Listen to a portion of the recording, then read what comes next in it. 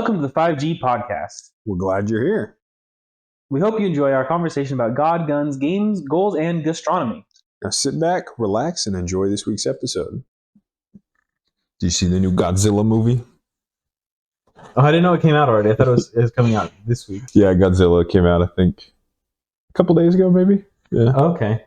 I saw the Monkey Punch Lizard 2. mechanized. Yeah, right? Like, robots this time. I saw the last one there was a robot because it was Robot Godzilla, remember? Oh, I forgot about that. Yeah, they did introduce Mechagodzilla to the Monsterverse. Oh my gosh. There are 5 movies in now, man. There's 5 new ones? In this new Monsterverse. It's the first Godzilla, the Godzilla King of Monsters, which that one was rad. I actually really enjoyed King of Monsters. Is that the one with the 3-headed dragon? Yeah. Oh, that one was... Yeah, because Godzilla fights the 3-headed dragon, the Mothra, yeah, and the pterodactyl. Yeah. Pretty sick. Kong, Skull Island, the remake, which I didn't watch that one. And then there was Godzilla versus Kong. Kong Island was like actually really good. Okay, yeah. I think that's the only one I didn't see. That one's good. It's set in isn't it set in like at the end of the Vietnam War or something like that? Maybe, yeah. I thought maybe that's when it was. It could be. Maybe I'm thinking of a different movie though. That happened to have a giant monkey. Yeah. Methinks not. And then there was the first Godzilla versus Kong, and then now this is Godzilla versus Kong: Rise of the Dawn of the Planet of the Apes or something. There's also a new one of those coming out soon. Yes. Also another monkey-themed movie. Like it's basically just like Gladiator with monkeys. Oh. That's kind of like the preview that I saw. I was like, this is just a monkey coliseum. Like they've got a target audience, and that audience is going to go watch that movie. So, yeah, I watched the first Rise of the Escape of the Planet of the Apes or whatever it was called. Yeah, and it was okay, right? But I tried watching the second one, and like when they started riding horses and like acting like Native Americans, like, huh, this is a little odd. Like, why do you have war paint on? Like, you're a monkey. Yeah, it's not totally my jam, but I don't know.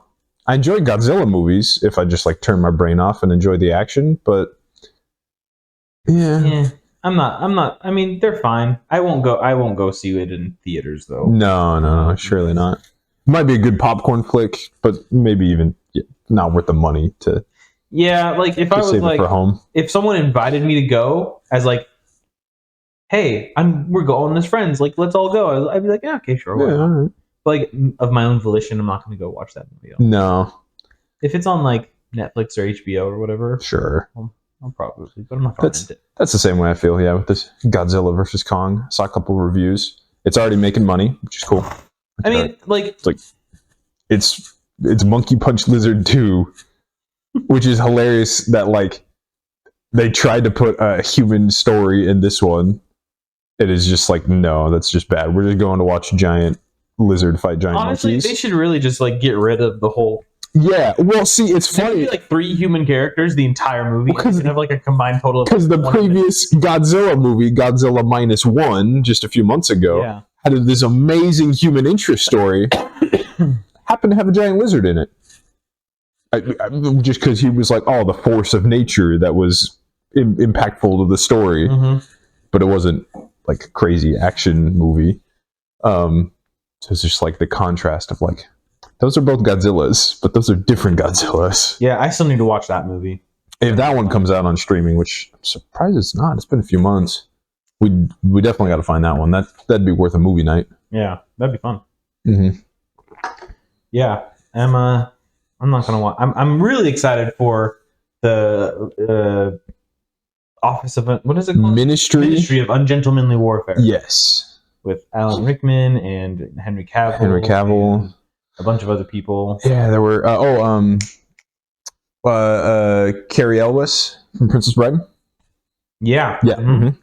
Which is always cool to see him in things because he kind of like took a long break from acting for a while. I feel like it was like The Princess Bride and then like 40. Well, actually, Men in Tights. Men in Tights, yeah, and then like freaking hilarious. 20-something years, probably. A long time. Mm-hmm. There's a bunch of other like mediumly famous people and yeah, like It seems like a good Expendables type action movie, A-Team, but like World War II. Yeah. So yeah, I'm excited for it. Yeah, well, I'll watch it. Looks fun. Anyway, thanks for watching this. A movie review. 10 out of 10 would recommend. What do you got for us? We'll talk about Star Wars. Oh, going into the video games, huh? Yeah, we did movies. Let's do video games, man, because it's a brand new video game announcement. Star Wars Outlaws. They're advertising it, Steven, as the first open world Star Wars game. Isn't that not true? I'm pretty sure Lego Star Wars is open world. Lego Star Wars, arguably the new ones, the Jedi Survivor and Jedi Knight, the ones with the ginger protagonist. Oh yeah, those ones were arguably open world. They were kind of Dark Souls-esque, where you had like a big interconnected world. Yeah, not true open world. And then Star Wars: The Old Republic is an MMORPG that's open world and multiplayer, but they mean like single player open world. I don't know. Lego Star Wars is that the first Star Wars open world game. Okay, like Lego Star Wars is that, like the newest Lego Star Wars, which has the last 3 episodes, has combined everything, and it has all 9 episodes. First of all, it's a really great game. Yeah, you've recommended it to me. Yeah, my wife and I. It's good co-op. Yeah, my wife and I, we would get ready for bed, sit in bed, and play a level of Star Wars, and then we would go to just have a good time. And that's pretty rad. We're actually pretty close to 100%ing the game. Oh, cool. We obviously haven't done it for a little while, but knock it out, get the achievements. Yeah, we were pretty close to 100%ing it. Anyway, yeah, it was a fun game. But it's not the first open world Star Wars game. Yeah, that's ridiculous. Yeah. Star Wars Outlaw basically looks like you play female Han Solo with a Chewbacca thing, but instead of a furry humanoid creature, you get like a furry dog thing. Oh, weird. Well, I don't know. It's like it sits on her shoulder. He's like yay big. I don't know. It's like a weird alien lizard furry dog. Yeah, I don't know. It's the Han Solo and Chewbacca formula, basically. The big controversy is obviously over the price. Yeah, so I did see a video of it. What video was it? Because it's Star Wars. Yeah, so it's the first 5A game apparently. Yes, the first 7A game. Quintuple A. Yeah, septuple game. Septuple A game. This is septuple game. Bigger than Triple A. Bigger than even Skull and Bones. Quadruple A. Quadruple A. That was talking about failures. That was a $70 experience right there. And you know what? I probably got $70 worth of laughs about it. Yeah, it was some good time. There's still people trying to resurrect that. No. There's still I keep seeing articles about it where like Skull and Bones is one of the best games ever. It's actually amazing. It literally looks like a crappy version. How much did they pay you to make this AI generated article? It's hilarious, and it doesn't look good.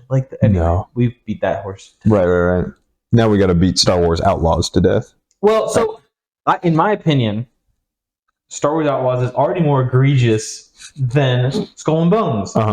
Because Skull and Bones, even though the game sucks, they're like, yeah, it's $70. Like, okay, AAA game, $70. $70, sure. I'm sorry, quadruple A game, $70. Like, yeah, whatever. It doesn't matter how good it is. That makes the pricing that's the standard model, right? Yep. But now they have there's the standard edition, $70 to Star Wars Outlaws. You can get the gold edition for $110. So $30 or $40 more, which is already the price of a game. Which here's the neat thing that this one gets you. It gets you 3 days early access. Wow. To a single player game. Who cares about 3 days early access? Journalists get to play the game like a week early, so they can have reviews and stuff. 3 days, I don't know. You're better than the plebeians, but not as good as the journalists. And you paid $40 extra. The Ultimate Edition, $130, which gets you the 3 days early access, and then wait, no, even the seasonal pass is on the last one. So this one just gets you the digital illustration book and a couple other in-game things, probably cosmetics, yeah. The elusive infiltrator pack, $130. $20 more than. Mm-hmm.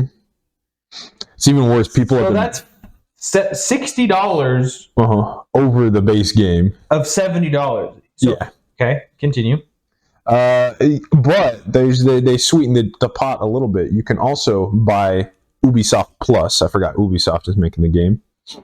Okay. Who also made Skull and Bones. Yep.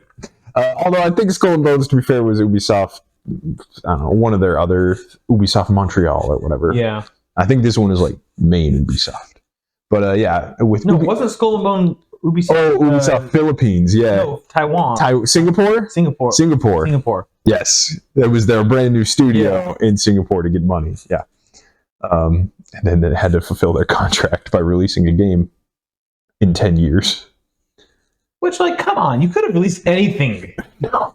Like, you release something good. Bare minimum, just kick it out. Like, oh, deadline's coming up, we got to get our money. Anyway, day one with Ubisoft Plus, which is a nice $18 a month for Ubisoft Plus subscription service. You get the Ultimate Edition, basically. It's the $130 version, but only for as long as you're paying for Ubisoft Plus. So $18 a month. $18 for 1 month of gameplay. If you just go beat the game in a month, maybe. And you get the 3 days early access with the Ubisoft Plus. They sweeten the pot a little bit. I think that's so stupid. But part of the price is the season pass for all the DLCs. So I don't know if that, like, can I just resubscribe when the DLCs come out 6 months down the line? Or do I have to, like, be subscribed to keep my season pass? I don't know. Interesting. Yeah. Star Wars Outlaws. Let's just you know. So you have to have the Ubisoft Plus to get the season passes. No. So I lied. That Gold Edition, the middle one, for $110, that one gives you the season pass apparently. Okay. So for $40 extra, you get a season pass. So the highest tier is $130. $130. Okay, $130. Mm-hmm. Let's just divide that by some of our favorite recent games, such as Power World, which was $30? $30? $30, $40? Let's call it 40. Nah, it was okay for easy math, but it was definitely not more. Helldivers 2 is $40. And what other $40 games are there? A stupid amount that are amazing. Yeah, what else have we played? Sniper Ghost Warrior Contracts 2 Ultimate Assassin, which is an amazing single player game. $40. Valheim was $20. Definitely got some hours out of that. Deep Rock Galactic was $30. Yeah, we are. Oh, we should play that again. Yeah, we probably should play that again. They haven't they're on season 4 or something like that. Yeah, I'm pretty sure. Yeah. Anyway, so there's a plethora of amazing games. Yep. And you could buy all of them, or 3 or 4 of them. Yeah. For the price of this game from a studio that has a track record so far of being dog crap. Yeah, not great. Ubisoft has done some good things in the past, but what's like the best game, like the best game they've made, the most recent best game? Most recent best game? I mean, I hesitate to say Assassin's Creed. Wait, they own they made Assassin's Creed? Ubisoft says Assassin's Creed, yeah. That's what I'm saying. Ubisoft has a good history. How? But it is. They made Black Flag. Yeah.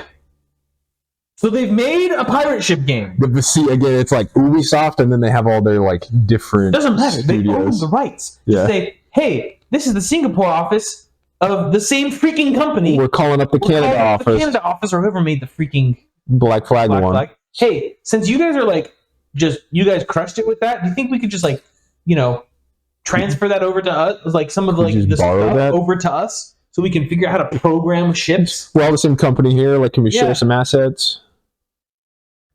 Yeah. I know. Not enough people talked about that. That's absolutely ridiculous. Ubisoft has made a pirate game before, and one of the best ones. People say like the game, and it's 13 years old. I think 10 years old, something like that. At least, 10, 12. They've made Assassin's Creed, and which have had some excellent hits lately. I think their open world ones have kind of been Not everyone's really loved them, but some people have. So they made The Division and The Division 2, which for me personally, that was their last big hit. I played Division 2 was probably 2016 or maybe 2017. And I played all the DLCs that came after that into 2018, 2019. So for me, Ubisoft hasn't done anything good in 5 years, but... So 5 or 6 years since they've done anything decent. Yeah, again, I think they had the Assassin's Creed Odyssey was in like 2019. Ryan liked Odyssey. Yeah, I heard that one was decent, but Star Wars sells? Maybe? Probably not anymore. No, definitely not anymore. No, not since... I think Disney has ruined that IP. Not since Disney Plus shows, really. I think Disney has ruined that IP. So even though, again, you get the Han Solo formula, takes place in between episodes 5 and 6. You're playing as a smuggler doing stuff, and they're trying. Yeah. I don't know if I'll play it. Certainly not on release, but maybe give it a year. If I see it for $15, I might pick it up. Yeah. Which I think I did see Skull and Bones for like really cheap the other day. Geez. Yeah.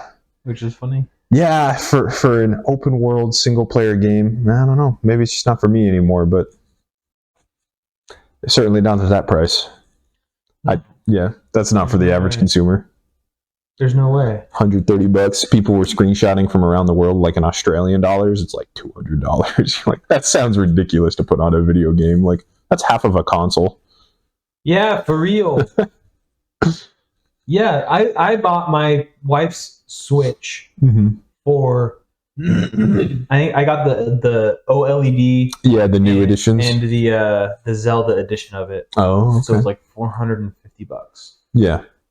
That was like the expensive version of the best one. I think you can get base models for like 300 and change now. Yeah, I think 350 320 or something like So literally half of a console gets you one game. Like, Switch is a decent console. Oh yeah, absolutely. Yeah, it's a good console. Yeah. Wow. So that's Star Wars Outlaws. Fun stuff. Jeez. Jeez. The next thing I'll spring on you, because I don't remember if I shared this to you already. Wizards of the Coast released everybody's favorite MacGuffin that solved all the problems in their story, right? Loot, the key to everything. Right. We revealed that card. Yep. We personally revealed that card last week. Yeah, we were the ones who revealed it, And I wish I could pull up the tape. What did Trevor say? He's like, oh, this is just the cutest little marketing opportunity for Wizards of the Coast. Took less than a week, Steven, and we have... a little fluffer MacGuffin. That's the little fluffy loot. He's the key to everything. It looks really janky. Yeah, he does. Doesn't even look good. And this is official Ultra Pro. Wizards of the Coast sponsored product. That does not look anything like the card that you sent. No. You mean do you have the picture of the card? Yeah, this one right here. I sent a meme. I can put it up on screen. That's hilarious. Yeah, that's the official art. Hasbro and Wizards of the Coast just milking loot. Here we go. Here's the official art. Yeah, so he's kind of got a weird shark nose thing, but the plush that we can also put up on screen is like, I don't know, smushed face, like he's a pug. It's kind of I don't like it. I feel like they could have done way better on that. They're trying to make their cute little baby Yoda. Yeah. Wizards, man. I feel like it's like you could do way better than that. I don't know. I don't know. I mean, saw it come a mile away, but for sure. They're trying to get a younger audience. I mean, I feel the card hasn't even released, right? Today is release day. Okay.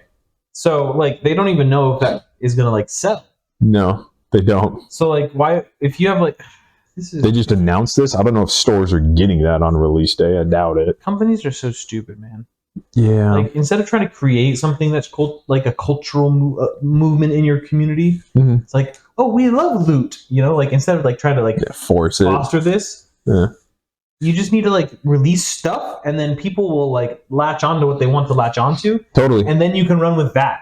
Like after like 7-8 months of like people like creating this thing about loot, for example, if they like him, yeah, you can then be like, hey, since you all love him so much, here's a plush. Yep. You know, and instead of just trying to force feed the plushie down people's throat, it's like, okay, maybe they're trying to get ahead of the curve, because the Baby Yoda phenomena, I don't know if you recall.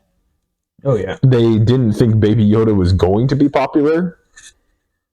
Because they had no merchandise prepped for him whatsoever. Yeah, and then they started like shooting down people on like Etsy and sites like that of like doing their custom Baby Yoda stuff. Like, no, you can't, because that's a good idea and we want to do that, and we're still making ours because we're too slow. Yeah, well, it is their IP. Yeah, definitely, yes, but in that case, it's Baby Yoda. I mean, that's kind of obvious. Star Wars. Yeah. In this case, I'm not. Magic is a I don't know, is a 13 plus, and they're trying to like yes, kids. Well, like you got like the for lack of a better term, uwu girls. Oh sure. Who do all the plushes? Have all the plushes on their bed or whatever. Yeah, I guess. And is the overlap into the Magic community of uwu girls significant? Maybe significant enough to cover the cost of making. I mean, they make those for what, $1 a piece? Yeah, it's clearly from China. I mean, look at it. Yeah, maybe Taiwan. Yeah. Or Vietnam. What's the difference? You mean communism and capitalism? I just watched a history video about the why Taiwan is separate. Yeah, it's very fascinating. Anyway, I would suggest history. Do some reading. If you want really good American history, especially war history, Bad Electrician on YouTube. Yes. He's fantastic. Anyway.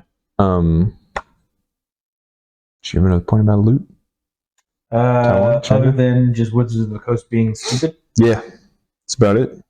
No. When are the next spoilers coming out? Tomorrow? Probably a week. I think we get a week of no Magic. Oh, wow. Yeah, okay. I think it was announced. Today is pre-release day, actually. I forgot.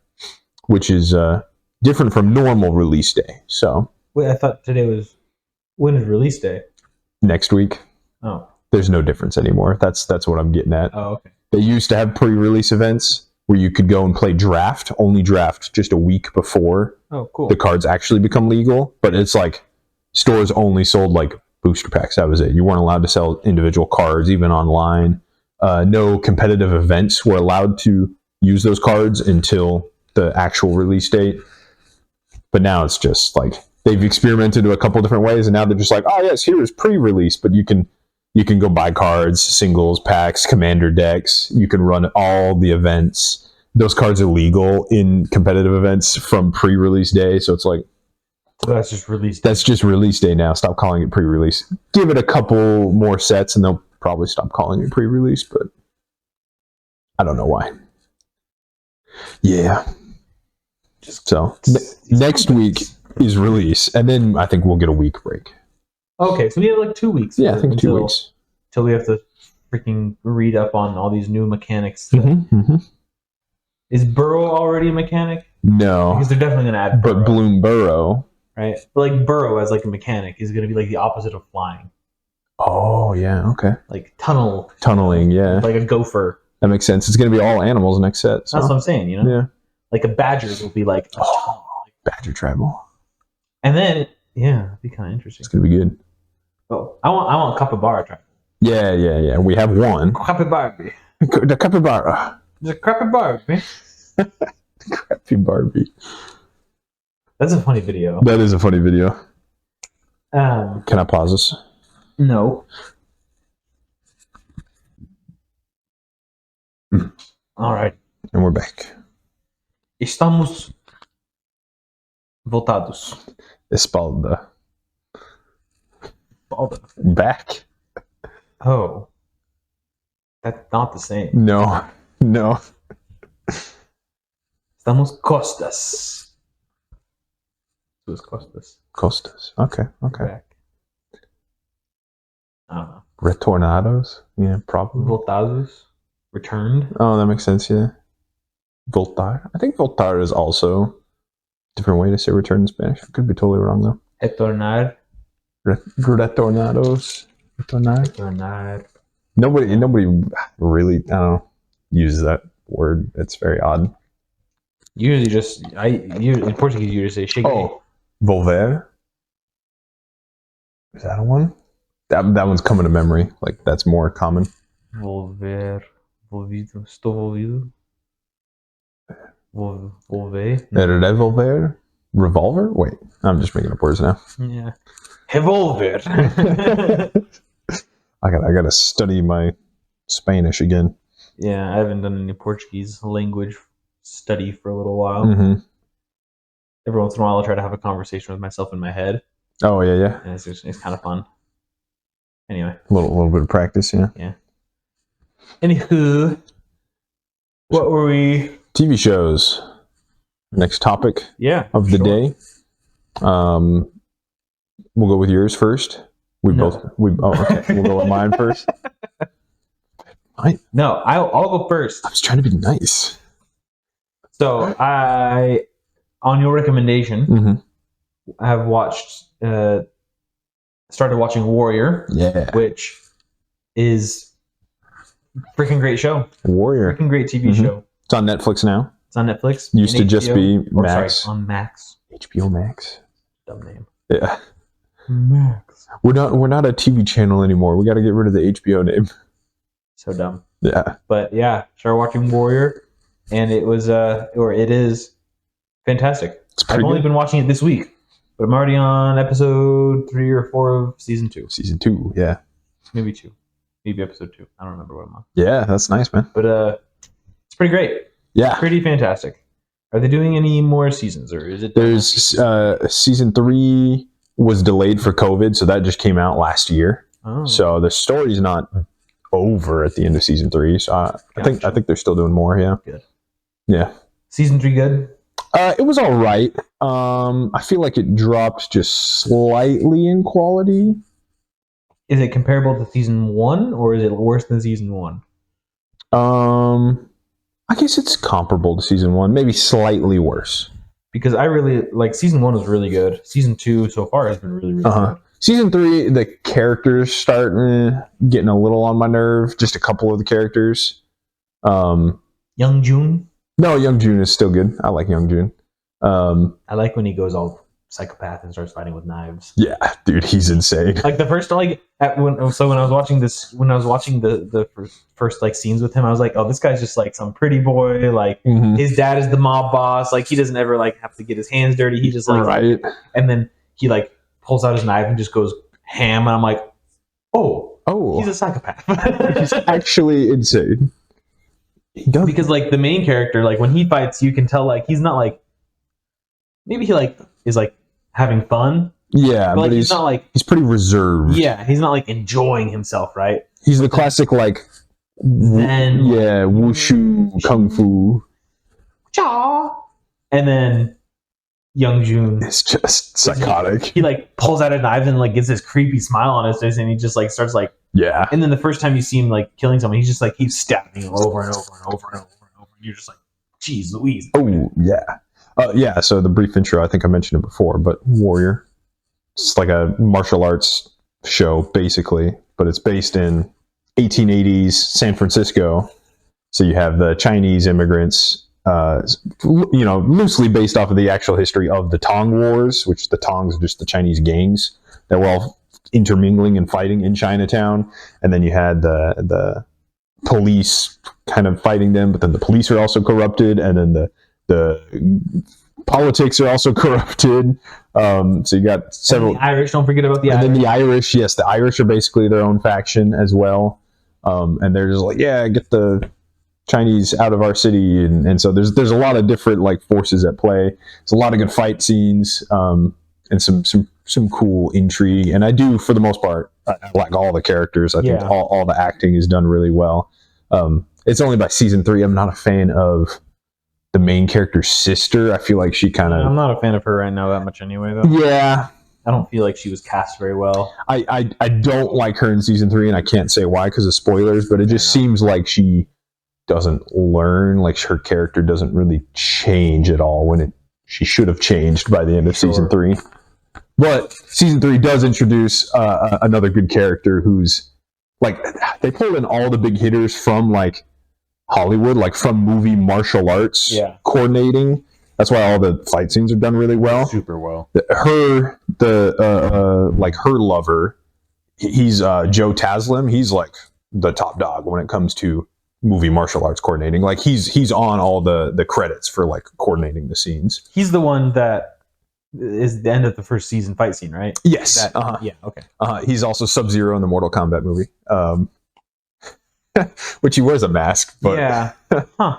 But that's Joe Taslim, super good fighter. Super great fighter. Also jacked out of his mind. Yes. Yeah, all of his fight scenes are insane because you don't expect it because he's just like wearing these like loose fitting like robes all the time. But then like there's like the fight scene where they had their shirts off. He takes his shirt off. Like our main character's like ripped, right? But he looks like a killer. Like his traps and his back. And he never fights with a weapon as well. Which is very intimidating. Yeah, that's true.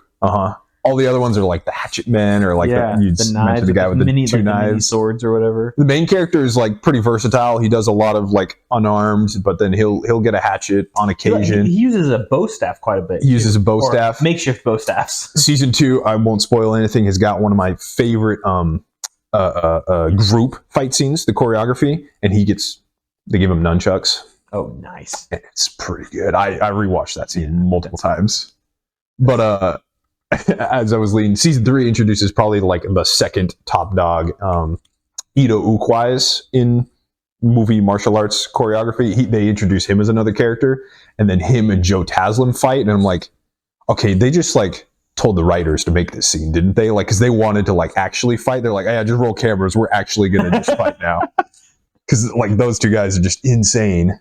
Ito Ukwais was in John Wick 3. He's the bald guy. Oh, yeah. So, and also I like John Wick 3 because of those fight scenes, but John Wick 3 was very, very cool. Mm-hmm.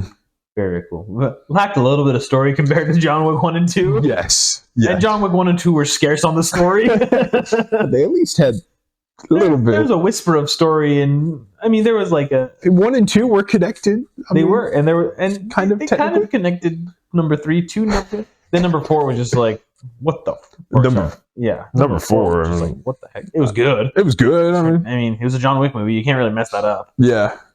Except you can though, because they started to get unrealistic, and it was like, okay, like a little 1 and 2. It was like, this is like cool because it's like mostly realistic. Mm-hmm. Obviously some extravagance, but then in 3 you're like, Halle Berry hasn't reloaded in quite a while. Yeah. I wasn't a fan of number 4 in some of the fight scenes where I was just like, okay. It seemed excessive. Yeah.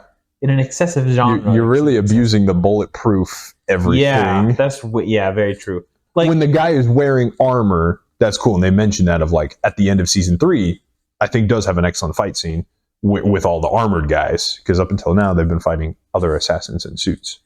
Yeah. But like, oh, guys in armor, you got to headshot, you got to get in between armor plates. Movie 4 had some of that, armored guys, but then also just everybody was in armor all the time. Yeah, But they weren't actually in armor, they were in suits, so they were just as mobile. Yeah, it's really dumb because like you can make a bulletproof suit technically, but it's not super effective. And like you're not going to be fighting in it. No. Because it's going to be harder to move because it's going to be so stiff because of all the fibers that are exactly. And also, a rifle is just going to go right through any soft body armor. Yeah. Whereas like the most unrealistic thing in like the second movie was them firing like silencers in like a mall. There were like a bunch of people. Yeah, it was like super quiet. Like, okay, that I forgive. Whereas like, yeah, movies 3 and 4 was a little, they're kind of losing the realism. Another point about the characters I did not like for, we start talking about John Wick. Now we're just on it. For whatever reason, they decided to redeem the Chinese guy who was a bad guy the whole movie, but then just didn't kill John Wick at the end. But there was zero like redemption for his Japanese friend that has to get killed for some reason. I did not like that at all. John Wick's friend, like Chinese guy, kills him for no reason. Could have let him go, and they were even like paused in their duel, like, yeah, you know what to do, and then he just stabbed, you're dead. Yeah, and then by the end of the movie, John Wick's, all right, I'll forgive the Chinese guy because he's got a daughter or something. It's like, your best friend also had a daughter. And there was no remorse. Yeah, that's a good point. No mercy shown for him. I didn't love that character. No, yeah, they were trying to like make you like him, and I was like, wasn't a fan of character development in the John Wick movie. Yeah, but it was. I mean, still definitely a watchable movie. Yeah, still watchable. Definitely a good movie. The top down scene with the shotgun. Oh, that was really cool. Well done. That was probably the best part of the movie. Although Dragon's Breath, which is what the round he was using, is one of those stupidest rounds ever. I feel like it's just like an effective range of like 20 feet. I think it's a round designed to just get people in trouble for starting forest fires. 100%. I think it's It just shoots magnesium. It's a government conspiracy. It just shoots magnesium. It just shoots ultra white hot magnesium, and the magnesium burns up in like literally 25 feet. Yeah. It's like it catches a lot of stuff on. If your goal is to catch something on fire, it does that. There you go. But if your goal is like effective shotgun rounds, no, don't use that. I want to light him on fire all the way over there. No, that doesn't work. I mean, I feel like a fire arrow would just be as effective. Maybe not as flashy or anything like that, but that's the thing. I think the Dragon's Breath is just looks cool. That's the only reason it exists. Yeah, for sure. And look at this. Oh, we started a forest fire. Now we got to pay the government. And also, the gun he was using was really cool. Oh yes, he had the Genesis 12. Yes, yeah, with the drum mag. Mm-hmm. Yeah, it's really cool. Yeah, it's a really really cool gun. IRL, short recoil operated shotgun. It's a nice little riot shotgun. AR platform. There's Steven's nerdisms. Yep. Nice. Yeah. So Warrior. So yeah, fight scenes in Warrior. Great fight scenes. As I mentioned to you the other night, you get some good like martial arts kung fu, but then you also just get some good like Irish boxing, like Irish beatdowns. Really. Like just the total like the strength fighter versus the dexterity fighter. Yeah, for sure. For sure. Barbarians versus rogues. Even though, as you mentioned, the dexterity fighters are also ripped. They're also strong. Yeah. But they fight you in a different way. Then Mr. Leary or Bill O'Leary. Yeah, the police officer. No. Which ones? Leary. Oh, because Bill is the police officer. Yeah, maybe not Bill. What's the main Irish gangster? Oh, yeah. Isn't his name Leary? Yes, he is. Mr. O'Leary. I thought it was Bill. Yeah, maybe it is Bill. I don't remember. But the head Irish gangster, his fight scenes are pretty sick too. Also, just where like the one where he's being introduced as like a character is he's getting beat, and then his opponent, the classic like I'm gonna win like thing in your brain or whatever, and then he like comes to. And then his opponent's about to punch him, and he just like headbutts the guy's knuckles. That. Yep. That's a power play. And then just beats the snot out of the guy. Which catches him totally off guard and just turns the match. It was very, very cool. It was very, very cool. Yeah. Anyway, definitely would recommend this show. Enjoyable, very enjoyable. I'm glad you recommended it, and you're welcome. We're persistent in your recommendation. Yeah. Because you recommended it like 7 times. I knew you'd like it. Yeah, it's up there with one of my shows, especially. How is sorry, go ahead. Yeah. No, it's up there with some of my favorite shows. Yeah. How is Peaky Blinders treating you? It's good. It is also. It's still a good show. I do enjoy it. You finished season 1. Yeah, just finished season 2 the other night. Good. And I really liked how that season finale, his plans for the whole season kind of came together. Yeah, it's really cool how like you see like all the intricacies work together. Yes. Like, oh. And then even he had a couple snafus in his plan in the final episode, which was hilarious. It wasn't supposed to be hilarious, but like to the viewer watching, you're just like, because he's got it all timed out. He's like, I got to be here during a horse race, the biggest horse race in England. He's got to kill this guy over here, and then he's got to get to there. Then he's got to meet this girl for a date. It's like, wait, what? Meanwhile, his boys are like gonna go mess up all the bookies, doing all the betting. So it's like everything's timed out. He's like, all right, this is perfect. And then he's trying to get to go kill the guy or whatever. And then like the first girl shows up, and he's like, you're not supposed to be here. Like, what are you doing here? So it's like that was just the first thing, and then it was like a domino effect of like things stopped going or kept going wrong. Mm-hmm. He's like, I got to get to the other side of the racetrack, but the police are right here for some reason, and they're not letting me through. And it was very cool to see. Polly shows up. Yes, right, and he's just like, I don't have time for this. Yeah. But it was cool. It all came together. I really liked that culmination. I told you at the end of season 1, I'm like, I really like where the show is going, but it seems like they're already on top of the world. Where can it go from here? Season 2, I'm like, all right, they're definitely on top of the world. Where can it go from here? So just wait. They did another like 2-year skip. I just saw the first episode of season 3, so I know. Yeah, they do a couple between every episode or every season. A few years of like. They had some slow time, and they made a bunch of money.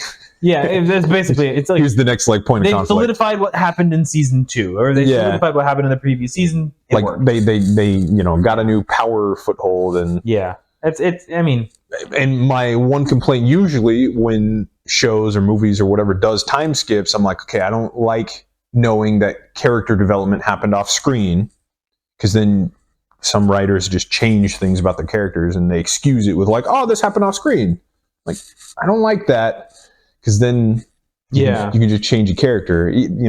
Oh, the time skip was 6 months. I'm like, okay, people don't change that much in 6 months, or even 2 years. But I think they've been good with that so far. It hasn't. Yeah, it doesn't change. They're good with these. Yeah, it hasn't been egregious. I haven't noticed it. There's one thing on like in between the second to last and last season. Okay. Where it's like, oh, fair enough. All right. Like it makes sense. It's something that like happens, and it's introduced into the first episode, like the first 5 minutes of the first episode of the next season, and you're like, no, that makes sense. Okay. Like, okay, that's fine then. Yeah. It's not something where it's like that's so uncharacteristic. Yeah. And like they give like some backstory and explain it and stuff like that, and you're like, that's acceptable then. Very, and that's like the only like thing I can think of where it's like, so long as it's not like a total swap, and then so long as they explain it a little bit. Yeah, no, they do a really good job of explaining, and the scene. Once you get there, it's a really good scene. Nice. All right, it's a really good scene. So the one I saw, because again, I think I'm like 10-15 minutes into episode 1 of season 3, is they made his older brother is like it seems like he found himself a girl or whatever, and he seems to like he's a converted Christian. Oh yeah, that's a good storyline. I'm like, okay, this kind of makes sense. I can see where they're going with him this season. Yeah, because he's had a lot of like mental struggles, and he's killed people before, and like away from the war. Yeah, that's actually a really interesting storyline. Okay, so you're not going to be mad about that. That's why I was like, it seemed like they explained it like, and I could see his character going that way anyway. Yeah, so I'm okay that in the 2 years he like converted to Christianity and is a changed man or something. But probably not really, based on the show. Just wait. Yeah. You'll see. I think is season 3. They're at the wedding. That's all I know really about season 3 right now. The wedding. Oh, Grace and the Thomas main character, which like I think freaking adultery. I don't remember what season that is. Okay. I think season 3. Season 3 might be one of the best ones. It's got some good characters in it. Nice. Anyway. Who's the main bad guy in season 2?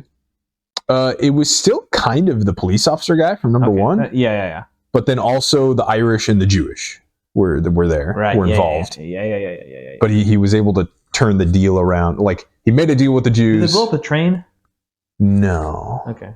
Yeah, it was the horse Not race. to be a spoiler. There's going to be a train somewhere. There's going to be a train. There will be a train eventually. Nice. No, yeah, he had a deal with the Jews, but then they turned on him and they went back to ally with the Irish. But then he showed up and had like a I forget what it's called, negotiation tactic where he was just like, I'm gonna the Jews have all the explosive. Oh, with the grenade. The grenade. He's like, I'm gonna blow us all to hell unless you make a deal with me again. Yeah. And he was like, all right, good point. I can't call your bluff because like my man corroborates that you did tie your shoe, and so you could have planted that grenade there, and so that was cool, and he was able to turn that back around and make a deal again, even though they almost killed his brother. Yeah, that's right, they did. But business. Yeah. So I'm excited for you to get to. I'm pretty sure they're gearing up, for the next villain, because that police officer is dead and gone now. So yeah, I can't remember who the villain of season 3 is. They all kind of start to like interweave themselves, and so like sure, I can't. Yeah, but it's the train. The train. No, I think the train is like a few seasons later. Okay, there's 6 or 7. 7. 7. Dang, I should probably know since it's like my favorite show. I'm in for the long haul. I've got a ton of shows on my backlog to watch now. I was in a dearth for a while, and now I've got too many. Same. That's my dad just recommended a bunch to me the other day. I'm like, oh, like what? Well, Band of Brothers on Netflix. I tried watching that. Dad swears it's phenomenal. I've never sat down and watched it all the way through. I've just seen bits and pieces like on TV. So I'm giving that one a watch. Colin actually recommended a couple good fighting animes to me, like some more martial arts stuff. So I might go watch those. They're on my list. 1 or 2 other random ones, and then a couple movies as well. My dad got Netflix for like a month to binge everything. Yeah, to watch a thing or two, and then he's going to cancel. He's like, here's everything I've been binging in the month. All right. 3 Body Problem. 3 Body Problem. That. I'll probably have to watch that. Yep. Yeah, that's a good one. Okay. You saw the end. Still good? Because last we spoke, you were like halfway through, and you're like, yeah, it's pretty good. Last episode, I'm trying to remember. We had to see how the writers ended story, because they don't have a good track record of ending stories well. They kind of started. It was fine. It was good. It was fine. The ending was fine. It was good. Yeah. Still watchable. It wasn't. Yeah, no, it didn't ruin the show at all. They kind of took some like creative liberties with a little bit of like science progression. Okay. But not unrealistically so, given the circumstances. It could be maybe they just had to like speed it up, because I know it's based on a book. Yeah, I think they had to, because there's like, and it's not nothing. It's not like, oh yeah, and by the way, in 1 year we've invented teleportation. Yeah, right. It's like, okay, it's like, yeah, we figured out how to go. We figured out how to put a like 10 kilogram satellite at 1% the speed of light. Okay. And they basically just do it. They just say that they do it. Well, no, they show how they do it. And, okay.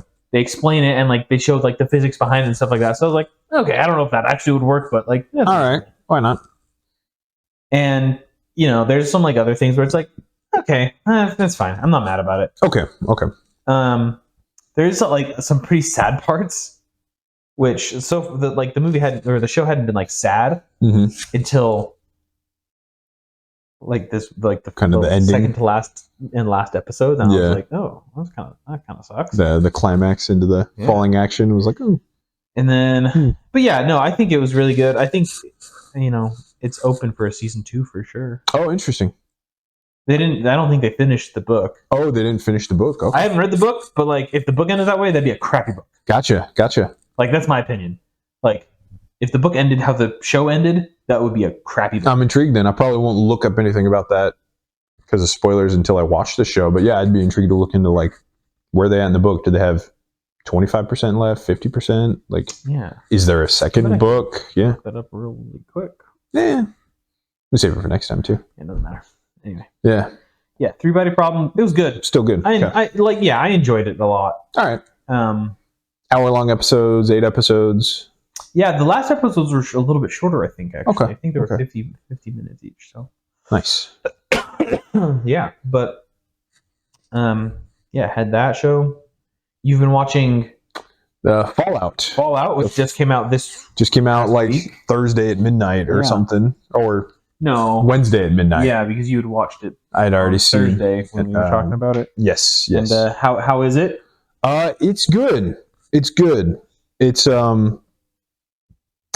again, I'm 2 episodes in now, I think, because I'd only seen maybe I'd seen 2 episodes by the time I talked to you. I don't remember.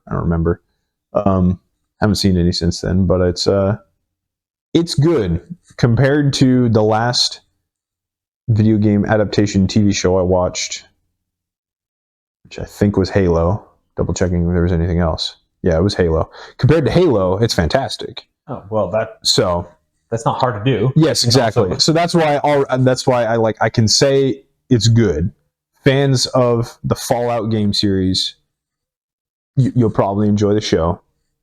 2 episodes in, but it's fine. There's nothing so egregiously like anti Fallout, that doesn't follow the story or the lore or whatever. So it's been fine. Yeah,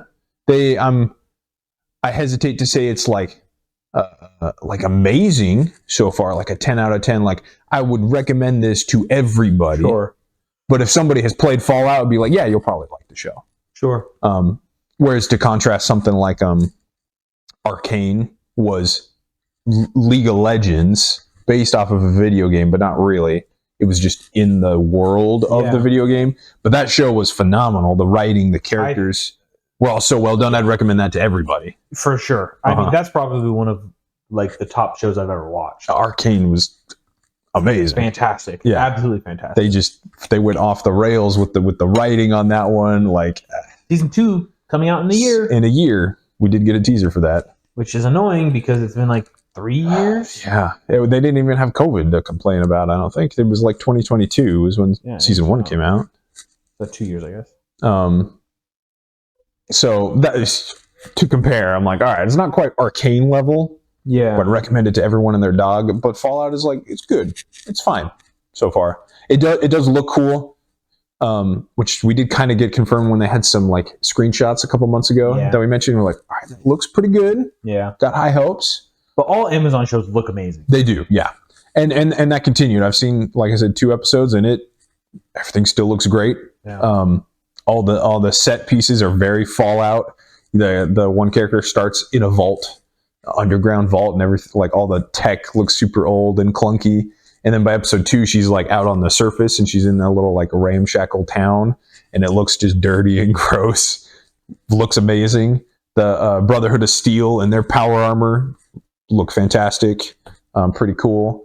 I didn't love they fought one of the radiated bears. I wish I could have got a better look at it, but maybe that was too expensive, so they just kind of had it in like flashes here and there. But that looked okay. So I'm interested to see more of the sets or more of the cool creatures and characters. Oh, they did have one of they call them the Brahmin, the 2-headed cows. They did show that in passing. It's pretty sweet. The bears are called Yao Guai. I don't know why. It's Chinese for something. 2-headed bear? No, the bears are actually just normal. They're just super aggressive. Their radiation. So they're just grizzly bears. Just grizzly bears. Yeah, I forget. I'm sure that's explained in the Fallout lore somewhere because they always explain every little minute detail. But the radiation just mutated bears to be more aggressive. Whereas, like, cows got 2 heads. Cockroaches got giant. Rad roaches. Gross. They did have a rad roach. They had a dog go and kill a rad roach, which was cool. I don't know if a dog could kill a cockroach if it was the size of a cat. It was like a German Shepherd. Nonetheless. Yeah. Like, those things, like, are indestructible as tiny little thingies. Uh-huh. Imagine, like... The character who mentions that to our main character, who's the, like, doe-eyed, naive, he's like, before the bombs dropped, we made jokes that cockroaches were going to last forever or whatever. Yeah, they did. They just evolved. Like, they're just the size of a house cat now. They're just giant, and they've got, like, he mentions, their hole is stronger and whatever. So yeah, and they got incisors now to help bite. Oh, and the longer antenna to hunt in packs. It can communicate better, apparently. All right, fair enough. Okay. The scary one in Fallout that I don't know if they're going to have in this season, maybe, is the Death Claws. And those are irradiated lizards, which you think like, oh, lizard. They turn into like giant friggin' dinosaurs, yeah, bipedal dinosaurs. Just raptors from Jurassic Park. Yeah, they were like 12 feet tall, and they just kill you in one hit. Like their claws are just murder you. They cut through any armor. Like, even power armor. Yeah. Wow. Yeah. The one that had the bear like scratched the power armor, so that's. The main character is actually wearing that power armor now, so you can always tell it's him when he's got his helmet on. I think is why they did that. He's clearly got a scratch across the front. But I'm a little worried that they might do too many characters. Like they might have bitten on more than they can chew. Instead of focusing on just this one character, she's from the vault, so she's kind of like us. Like most of the characters in all the games, is you're experiencing the wasteland. So you're learning things with the character, but then they also have the black guy you've seen on the posters. Excuse me. Who's with the Brotherhood of Steel? Yeah. You have his interest story. You have Walton Goggins' character, who's like the big name actor. Yeah. Who's the ghoul now. I'll come back to him in a second. And then I've seen in the like previews that they're probably going to go back to the main character's like brother in the vault because he stayed behind, and so then there's characters in the vault doing an interest story there.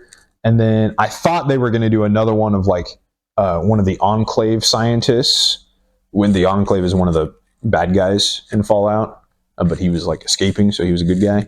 But turns out he's relevant to the plot, but it's not going to be him in the Enclave. So I don't think they're going to do too many characters that way, but it still kind of seems like a lot. Yeah, that does seem like a lot. So I'm worried about that. But as far as the fight scenes, season 2 had a fight scene that was episode 2. Episode 2. Had a pretty rad fight scene with the ghoul. He's got his like cowboy repeater, as well as like a weird explosive pistol. I don't remember the gun of the game, but it looks insane. It's like a explosive revolver pistol thing shooting little mini rockets basically. What? And he's more or less taking on just a lot of like random people in the town, the little shanty town. And it feels like he has VATS, which is the bullet time ability that you get in game.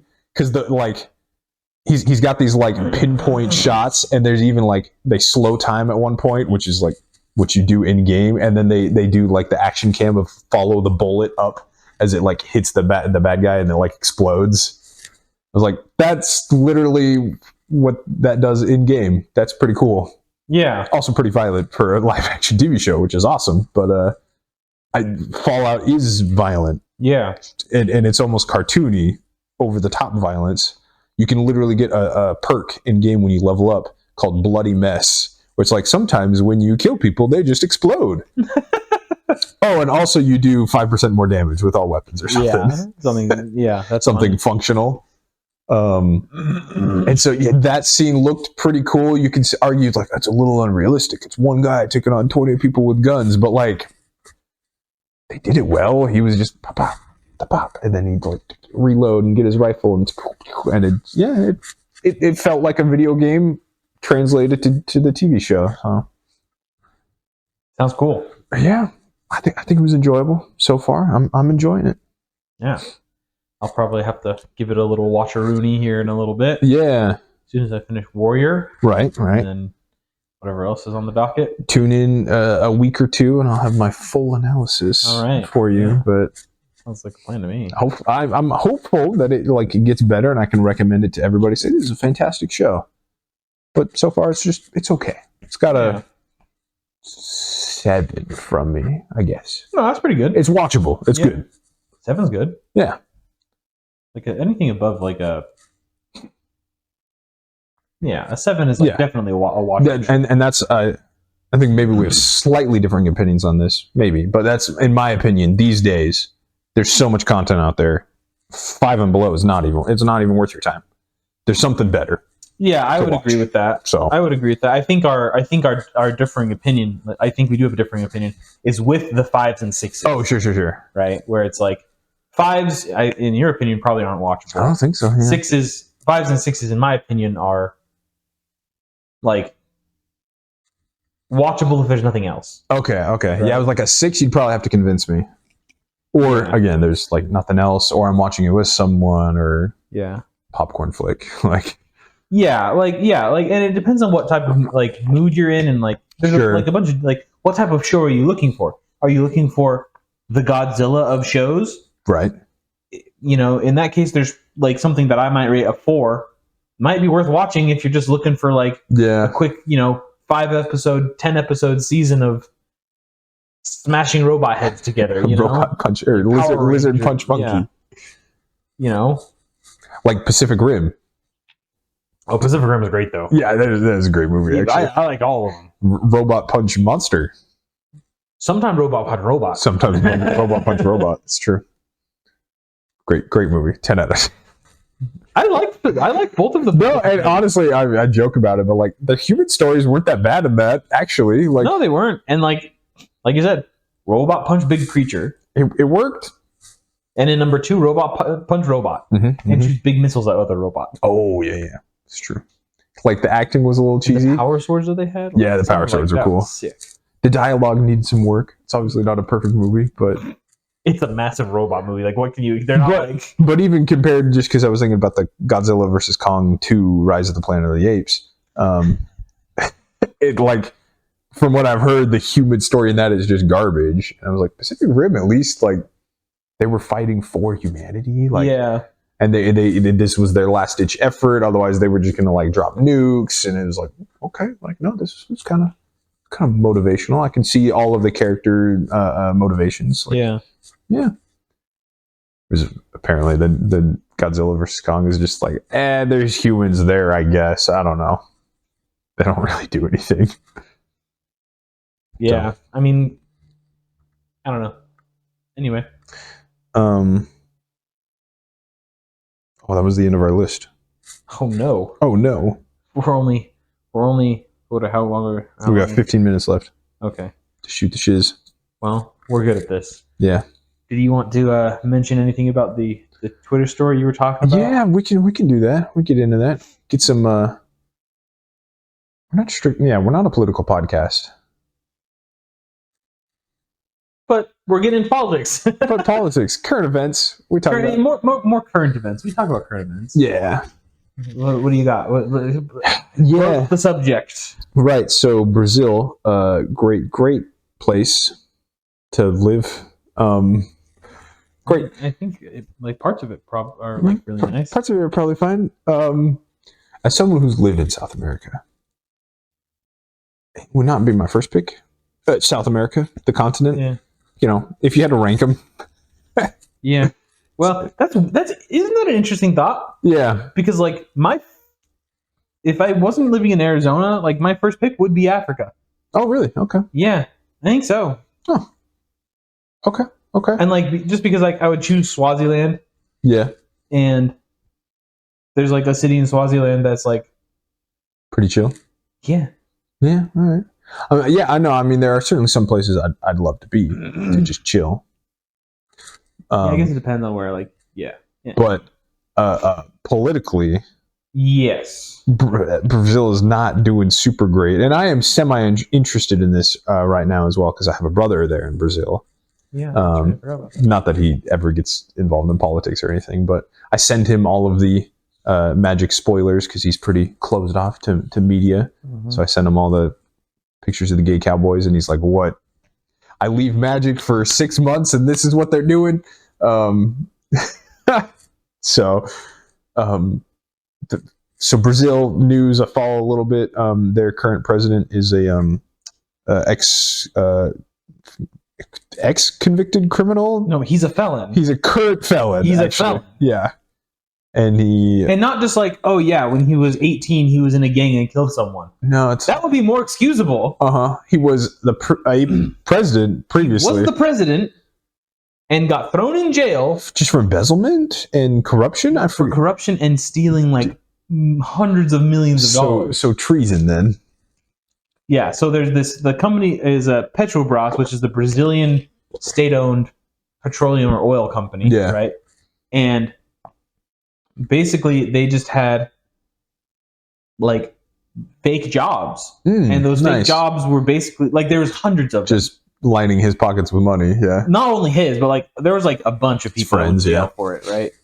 And but so Brazil, the government will pay for politicians' aides, right? Yeah. Okay. So what they'll do so the politicians have their salary. What they'll do is they'll say like, oh yeah, and also I have 20 people who are my assistants or whatever, right? Sure. Well, they only need like 5 assistants. Yeah. So what they'll do is they'll go grab some random Joe Schmo on the side of the road and say, and I don't remember what the exact salary is, but it's something like 5,000 reais per month or something like that, or maybe 10,000. And they'll basically say, hey, can I use your name? And will you like come to the Capitol once a month and like work for me? And I'll pay you 2,500 reais a month. Okay, sure. And it's like anyone, like to your average random Brazilian. If someone came up to you or me and said like, "Hey, you have to show up to the Arizona Capitol once a month to say hello, and I'll pay you $2,500 a month." Yeah, that's an extra paycheck. I'll take that. Exactly. That's amazing, right? Like for once a month, I have to show up to the Capitol 12 times a year. Oh no, the gas money. It's 12 times a year. Like whatever, right? Can I show up 2 times a month for double the? No, that's not how this works. Oh, okay. I wouldn't want to seem ungrateful. Yeah. So they'll do that. They'll pay them that $2,500, and then they'll pocket the other half of their official salary as like the congressman. Like the congressmen and senators do this. Wow. And it's called I learned it's got an official term for it. There's an official term for it. And every single one of them does this. Yeah. Like, all right. So next week, your test, you're going to have terms. You're going to have pork barreling. You're going to have government corruption. Like what? It's something like the filibuster. Something phantasmas or something like that. Like something ghost. Or something like that. Yeah. It's hilarious.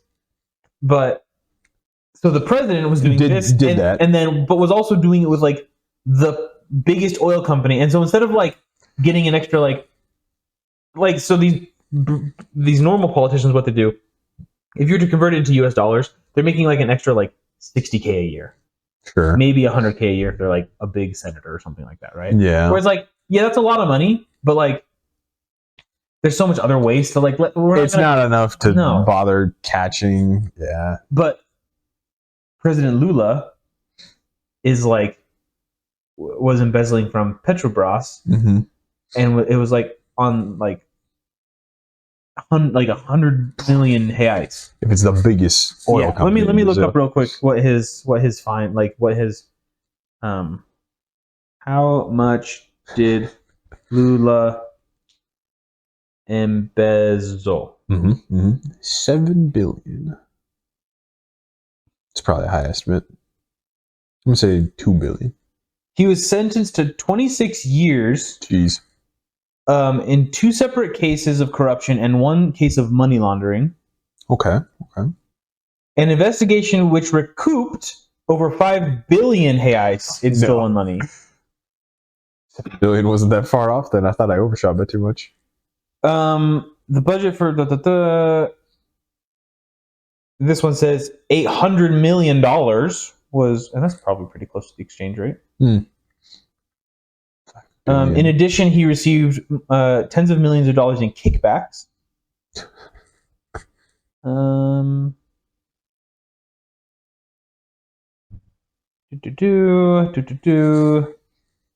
mean, here we have insider trading, but like that's allowed for some reason.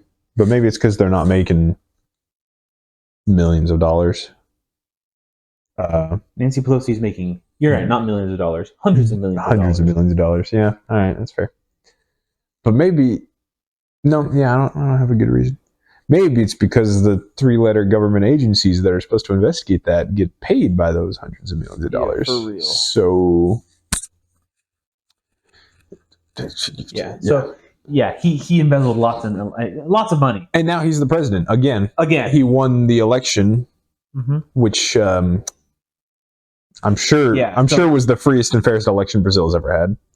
Probably actually. Oh, yeah. Sure. You know, considering they've like in the 20s and 30s they had a military coup. In the 80s they had another military coup. Yeah, see, this is what I mean. South America, they're kind of known for their coups and military governments. Yeah, dictators. So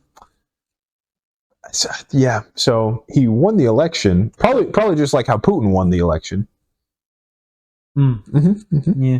Although at least Lulu, I mean, he did have competitors, but he did. He had the incumbent, Bolsonaro, and but yeah. So Lula was the president, and then he got convicted, got booted, and then Dilma was the president. She was a female president. Yes. She was there for 2 terms. Okay. And then Dilma lost to Bolsonaro. And then Bolsonaro lost to Lula. That's right. I forgot the O's at the end, so it's like an U in Portuguese. Yeah. Like Bolsonaro.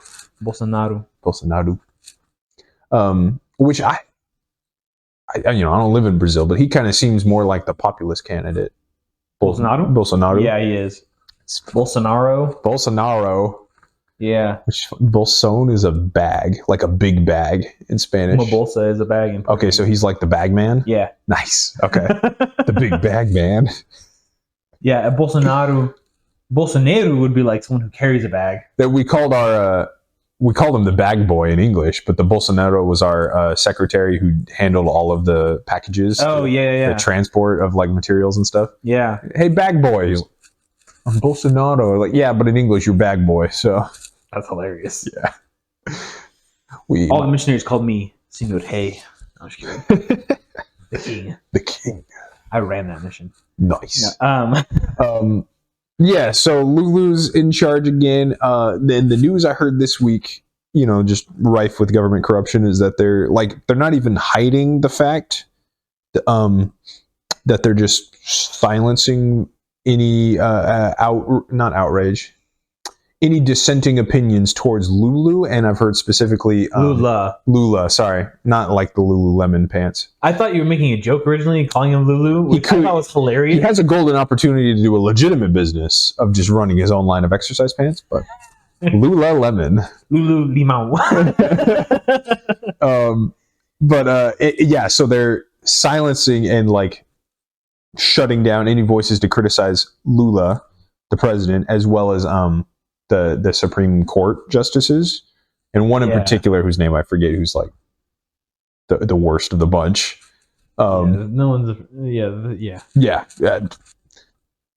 We think our Supreme Court is bad here, and there was we want to add more seats or whatever. Brazil has 11, and they're all corrupt. It's not great, but so that was just the news I heard, that they're straight up just like, they called for Elon Musk to like basically shut down Brazilian Twitter. Like anyone who's talking any smack about Lula, just like random internet trolls, even just shut it all down. And then Rumble as well, like, which has a pretty big Brazilian presence for some reason. That's what I found out. Yeah. Did some research and they're like, yeah, no. Like, to shut down Rumble and Twitter basically for anybody. Like, is Rumble like making money? Yeah, I think so. They're out of Europe somewhere, like France or something. Because aren't they like, they don't like, they do run ads. Their whole shtick is like no censorship though, right? Yeah. They let anyone post anything. And they're international, but they do get in trouble occasionally with some governments. I think Canadian. They're Canadian. That's it. Okay. I heard they got in trouble in France for some freedom of speech things, and I think they told them to shove it. I think it was the news. I got mixed up there. Yeah. So it's just interesting. We don't have to get political, but I'm generally not a fan when a government silences their people. Yeah.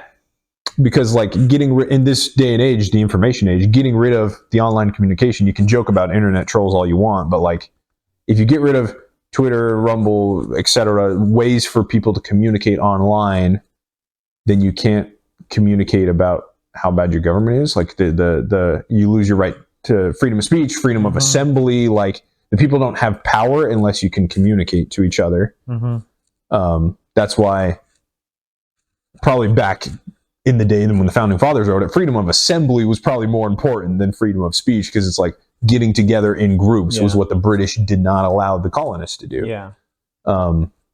And today we get digitally. We have our assembly, our town square. Yeah, like no one cares what you yell in the middle of an empty forest. Yeah, like that doesn't. Like you could yell all of whatever you want in the middle of an empty forest. Do whatever you want. No one is there to like be swayed by your opinions. Then like who gives a crap? No government cares. No government cares. Yeah. But the problem is when you have 17 of you all together getting together, talking about that, and like telling other people, then they think that's a problem. And for good or bad, but I think you should have that right. Like, because like I don't know, anarchists or communists or I don't know, people I don't like. Yeah, they also get together in groups and they talk about things, traitors to the government, whatever. But like also for good reason, like our government sucks. We need to get together and talk about this thing. Like, and you just see like, okay, Brazil's just. I see that as a sign of just going in decline because like Russia doesn't allow that, China doesn't allow that. Like, so it's just not great. Not a fan. No, well, and also you've got the what are they called? The Russia, China, Brazil, South Africa pact. What are they called? BRICS. BRICS. Yes. Brazil, Russia, India, China, South Africa. Yes, it was like their version of NATO, basically, or NAFTA. NATO. Yeah, NATO. Okay. Yeah, I think it is NAFTA India. Is a trade agreement. You're right. Right. I was like, NATO's the defense agreement. Okay. I wasn't sure if this one was straight up defense. It's not straight up defense. Mm-hmm. It's mostly a trade agreement, but it has strong defense implications. Gotcha. I believe is like That's always how they sneak things in there. Yeah. That's how they word it. Make it look harmless. Yeah. But it's like a big, grouping together of these countries, which is unfortunate. Yeah. For I just recently finished 1984, and I just see that as like, rough. There was a huge moral in that book was like, not allowed to assemble, much less say whatever you want. But like even assembling with other people could be seen as treason. And so it's just like, Brazil's just shutting that down as people aren't allowed to. The Three Body Problem has a very interesting take on communism. Oh, okay. Because one of the main characters grew up in China, Maoist China. Oh yeah, and because it is like a alternate history, if you will, right? Three Body Problem, like it is our world, but it's our world, slightly sci-fi. Very slightly sci-fi. Okay. Very slightly sci-fi. This character grew up in the Maoist revolution, like. Mm-hmm. Her father was a physicist who was killed because he was teaching stuff that Einstein taught, who was a Western thinker. Yeah, and a Jew. So they probably did the Maoists hate Jews? I don't know if they cared. They probably didn't care, I guess. Just the West was probably more, but I'm sure Jew was on the list. Probably, yeah. I don't know. But it was like Western, white, Jew. Yeah, I don't know. Capitalist or something. Yeah, it was up there. So they were all pissed off that this Chinese physicist was like, this is how the world works. And they're like, no, that's what the white person says. But that's not what Mao says. And then but his science. Daughter is like this main character, and she like watches her dad get beat to death by revolutionaries. And dang. Then she like is like imprisoned because she was related to him. Yeah, and right. She's in like a labor camp. They probably had to like indoctrinate her to make sure that. Tried to. Yeah. Didn't work. Nice. So that's the kind of that's her the sprouting of story. The story. Yeah, it's real good. Her story arc is it's really cool. There's a lot of like a political like, that's how the government works. Like this makes sense. Like when they show like how government is doing stuff in in Three Body Problem, the show, you're like, oh yeah, duh. Of course that's how they work. Like it's just like international government. Well, international government, and also just like local governments just acting with however they want to. Basically, they're like, we'll figure something out. Like we're gonna do this because we want to do this, and then we'll figure out what laws apply. Wow. Huh. And then you're like, oh, of course this is how it works. Yeah. And then just like the entire, it's really good. It's really good. I would recommend it Yeah, okay. to your dad as well if you ever mention it. Probably won't because he's the one that recommends to you. But Well, yeah, and I think he's canceling his Netflix subscription here soon. So he's got another 2 weeks before April's done. If you paid for April already, yeah, that's fair. That's fair. It's only 8 episodes, so yeah, you can probably knock that one out quick. Anyway, shall we call it till next week? Thank you for watching this week's episode of the 5G Podcast. Make sure to like, comment, and subscribe to see more. And we'll see you next time. Thanks.